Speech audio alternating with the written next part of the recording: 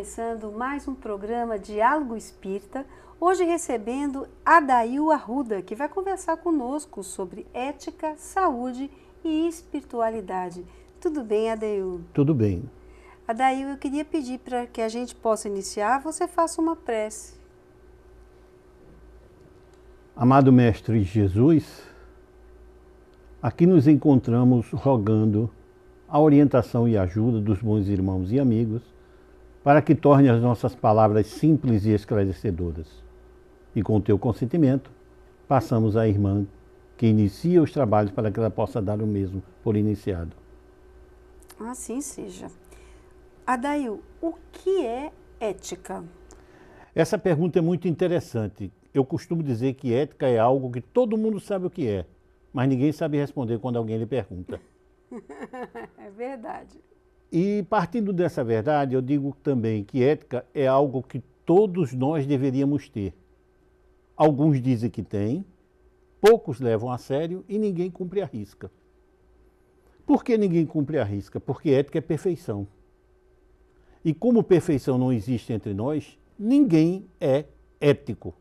100% ético. 100% ético não existe. Sendo que isso não nos empata de buscarmos essa perfeição, buscarmos essa conscientização. Isso é que é necessário fazer. Conseguir a conscientização da ética. Agora, Adail, e com relação à espiritualidade, o que é espiritualidade? Espiritualidade é algo muito simples. Essa pergunta foi feita uma vez ao Dalai Lama e ele respondeu que espiritualidade é aquilo que faz você ser melhor.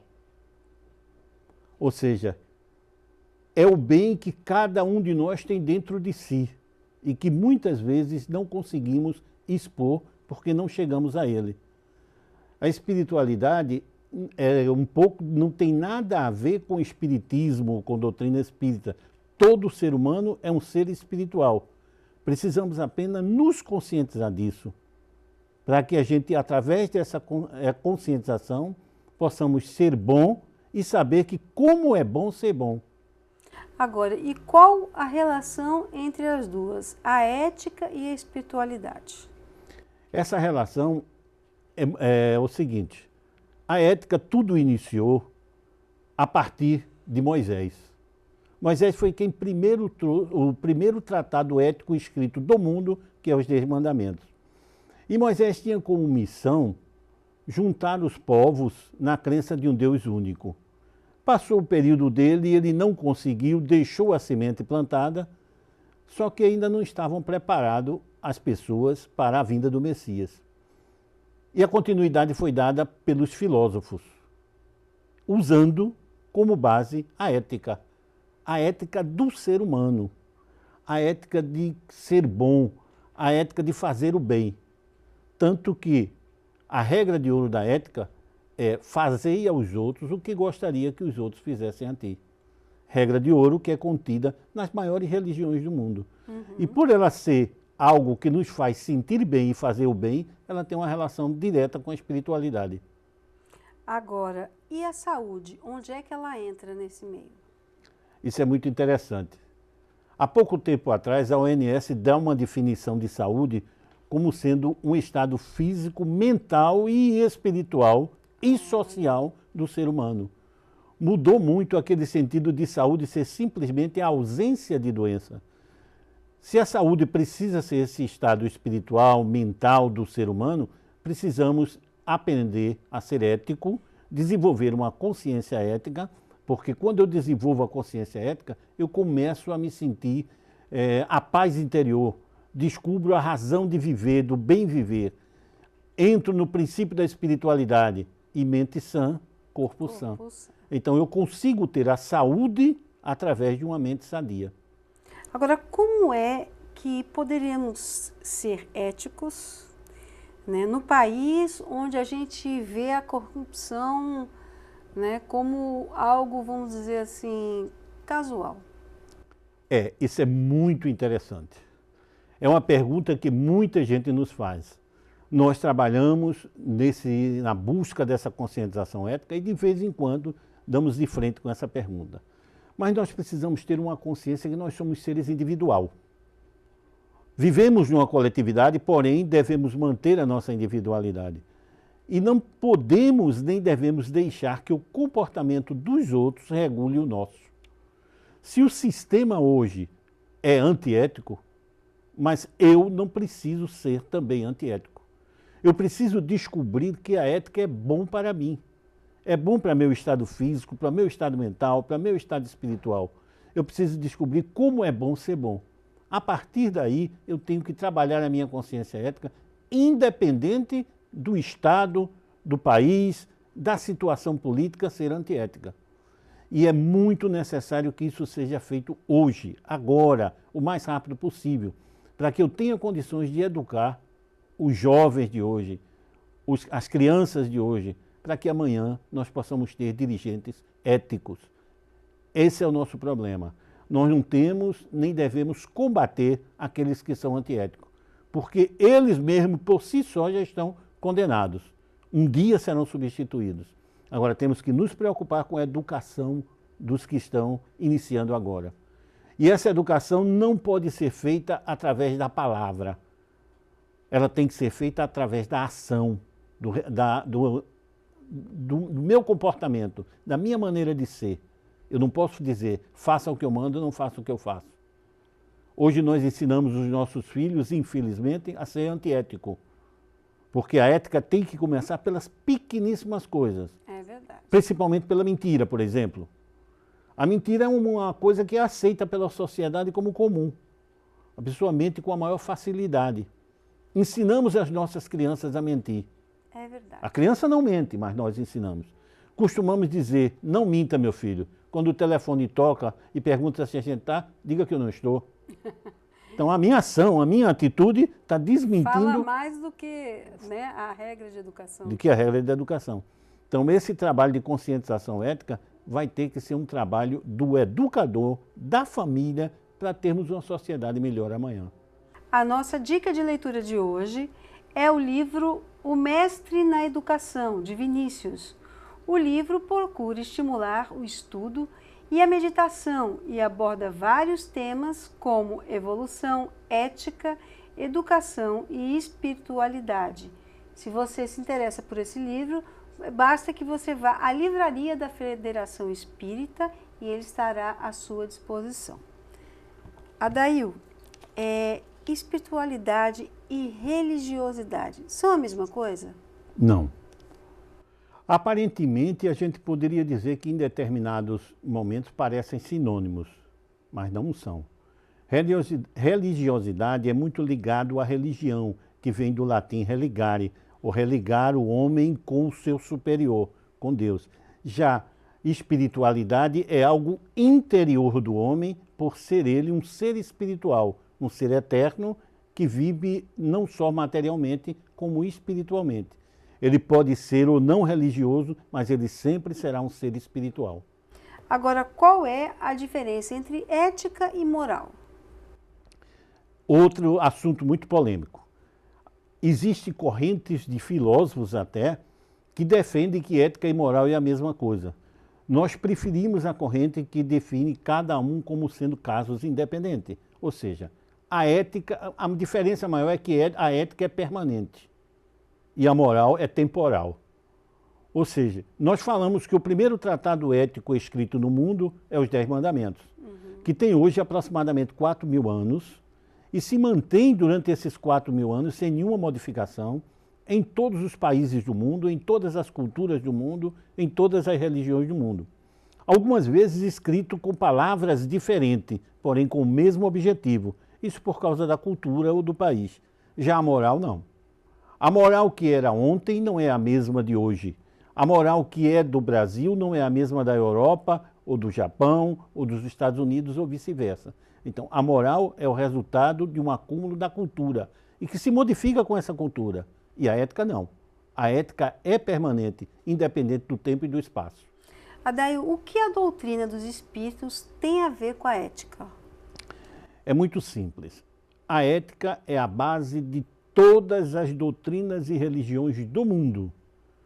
E se nós tivermos alguma dúvida, é bastante ler o prefácio do Evangelho segundo o Espiritismo de Allan Kardec, onde ele coloca Sócrates, Platão e Aristóteles como os percussores do cristianismo e do espiritismo. Sócrates, aproximadamente 500 anos antes de Cristo, já dizia que ele era um espírito eterno. Olha. Quando ele foi preso por não atender ao regime da época, sua esposa chega na cadeia e diz: Sócrates, tu foste condenado. E ele respondeu: que bobagem, os juízes que me condenaram também estão. E ela diz: mas a tua condenação é injusta. Ele disse: que querias vós? Que ela fosse justa? Se ela fosse justa, ela estaria errado. Nisso, um filósofo que estava com ela diz: mas eles vão te matar. E ele diz: grande filósofo é você. Ninguém vai matar Sócrates, porque eu sou espírito eterno. Eles vão matar o corpo, isto aqui, mas Sócrates não. E ele complementa dizendo: um homem só morre quando os outros esquecem dele. É verdade. Agora, Adeil, qual a relação entre a doutrina dos espíritos e o tema ética, saúde e espiritualidade? A doutrina dos espíritos, ela tem como finalidade nos ensinar a caminhar na Terra. O grande objetivo da doutrina dos espíritos é nos ensinar a ser feliz. E para ser feliz eu preciso ter saúde, eu preciso ter equilíbrio, eu preciso ser tolerante, eu preciso desenvolver a minha inteligência, preciso aprender a ouvir a voz da consciência para poder partir para a atitude. E isso é ética. Agora, e espiritismo e espiritualidade? Vamos falar a diferença entre eles? Vamos. Espiritismo é uma palavra que foi usada por Kardec a partir do momento que ele codificou a doutrina dos espíritos. Espiritualidade é algo que existe com o homem desde que o ser humano vive na Terra. É intrínseco. É como nós comentávamos o que o Dalai Lama falava. Espiritualidade é que faz o homem ser bom, independente de ser espírita ou não. Já espírita não, é uma doutrina dos espíritos que tem como grande finalidade nos educar a viver na Terra para construir aqui o nosso amanhã. O que deve fazer aquele que abraçou a doutrina dos espíritos como princípio de vida? Olhe, todo aquele que abraça a doutrina espírita como princípio de vida, ele precisa se interiorizar, começar a estudar a si mesmo, verificar o que é que ela primeiro nos ensina, ou seja, a reforma interior. A doutrina dos espíritos, ou o espiritismo, como queiram chamar, precisa sempre atuar de forma que nos faça se sentir bem. Como qualquer religião. Toda religião deve ser usada com essa finalidade. Existe um caso que Leonardo Boff uma vez perguntou ao Dalai Lama, em uma conferência que os dois estavam, ele perguntou a ele qual seria a melhor religião. E o Dalai Lama respondeu: aquela que faz você se sentir melhor. A doutrina dos espíritos, ela deve fazer para aquele que a abraça o caminho da sua reforma interior. Ele tem que se interiorizar, ele tem que entender qual o papel como ser humano aqui na Terra. Por que eu vim, para que eu vim, para onde eu vou e o que eu devo fazer de melhor para mim mesmo e para todos os outros. Agora, Daio, no contexto atual, o que devemos fazer para sermos éticos, buscarmos a saúde ou nos espiritualizarmos? Nós devemos fazer as três coisas ao mesmo tempo para que possamos ter tudo isso. Em primeiro lugar, para ser ético, a gente precisa iniciar pelas pequenas coisas, os pequenos hábitos. Nós precisamos nos reeducar, porque nós fomos educados a ser o primeiro, o melhor, tirar 10, e nós precisamos entender que nós nunca devemos ser o primeiro. Nós devemos ser sempre na média de todos. Não temos porquê, com essa cultura de ser o primeiro, eu passo por cima de todos eles. E esqueço que nós somos seres interdependentes. Eu não posso ser feliz se alguém junto de mim não é feliz. O Japão, eu já trabalhei com um grupo japonês e eles nos disseram que hoje em dia no Japão já não existe mais prova individual. A prova é coletiva, porque eles não querem estrela, eles querem a média, querem que todos saibam. Então, em primeiro lugar, a gente precisa reeducar nossos filhos e nos reeducar que não há interesse de ser o melhor nem o primeiro, e sim fazer com que todos possamos crescer juntos. Esse é um passo para ser ético. O outro passo é aprender a não mentir, aprender a verdade, porque a ética busca a verdade. A ética é a perfeição e a verdade. E a partir dos pequenos casos, das pequenas mentiras, nós começamos a criar, a ser antiético. Precisamos conscientizar disso. Sendo ético, eu começo a ter uma mente sadia. E a mente sadia, pensar no outro, porque a regra de ouro da ética é fazer aos outros o que gostaria que os outros fizessem a ti. Seguindo essa regra, eu já começo a melhorar os outros e a mim mesmo. Então, se eu sou ético, eu começo a ter saúde mental e começo a ter saúde do corpo físico, porque mente sadia, corpo sadio. Nessas alturas, a espiritualidade é uma consequência. É uma consequência desse meu estado físico, mental e espiritual. Isso é um princípio que a própria doutrina espírita tanto nos ensina. E nós precisamos também aprender com a ética que tem a mesma regra, a reforma interior. Infelizmente, é o mais difícil e a gente sempre foge dela. Adail Arruda, muito obrigada pela sua entrevista. Foi um prazer receber você aqui. O prazer é nosso de estar aqui e sempre nos colocando à disposição, dentro da medida do possível, quando formos convidados. Obrigada. E você, querendo entrar em contato conosco, envie um e-mail para dialogoespirita@gmail.com. Fica com Deus, até a próxima.